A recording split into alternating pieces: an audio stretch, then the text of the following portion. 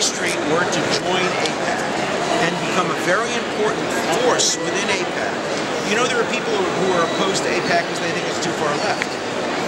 One of the major funders of AIPAC thinks it's too far left.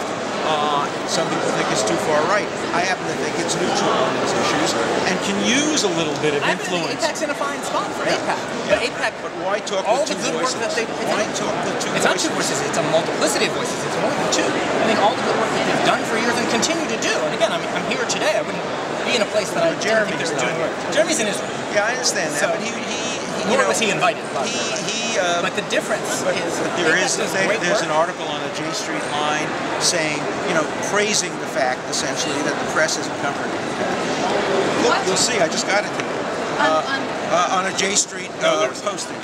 Show it to you. I post everything. I would say Amy here posts our things, so I'm not sure about that. In the name of J Street, I got it on my Google. There should be. I'll show you exactly what it says. I think they do wonderful work. About they've done great work over years, but they don't speak to or for everyone. Well, they should, and that's why you should, join them and make them talk for you as well, instead of dividing and talking into different voices. I don't think you can find one issue in the Jewish community or any other community where everyone agrees. That's exactly right. And what we do is we resolve our differences internally and we speak with one voice. And we put out a consensus statement on one voice.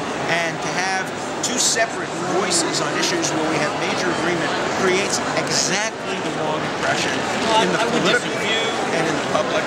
And it gives people cover. For me, I think J Street is having a great internal struggle. You can't be pro-Israel and invite Brzezinski to come to an event. That's a red line in the sand. You can't be pro-Israel. We've never had Brzezinski. Yes, you have. And Jeremy Ben-Ami talked about that. You have to ask him, check with your boss. You've had Brzezinski. No, haven't. Yes, you have. But I also think, you know what, let's and there are many others you've had who are beyond the red line.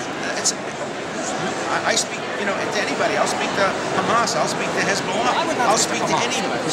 I'll speak to anybody. Look, I'm a criminal lawyer. I speak to the worst people. It's not who you speak to. The question is who supports you and who thinks you're a great organization. And some of Israel's worst enemies have signed on in support of J Street. None of Israel's worst enemies have ever signed on in support of AIPAC. So you have to ask yourself, why are you so popular with Norman Finkelstein? Why are you so popular with Brzezinski? Why are you so popular? And there's a whole list of people I gave to Jeremy Ben-Ami together that don't go together. Norman Finkelstein, certainly we don't support him, and he doesn't support us. Well, no, but and there are many others. Yeah, you're right about one thing. I'll tell you what you're right about. You are right about a struggle and an evolution of the Northern. You're just right about plenty of others.